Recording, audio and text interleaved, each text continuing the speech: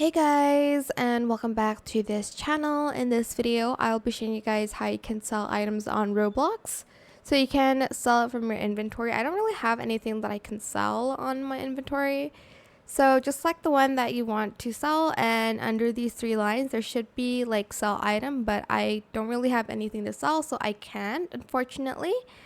But there's another way that you can sell items. If you go to create, and then if you go to creations here, go to avatar items, and I'm just going to go to classics here because I have a few classic shirts. Select the three dots here. Oh, just select the item, sorry. And then you are going to just enable on sale. You're going to select a price here, and then you'll see the creator earnings, and then you're going to publish item. I think you'll need like either premium or you'll need to publish it for 10 Robux, but that is it. I hope this tutorial was helpful for you guys.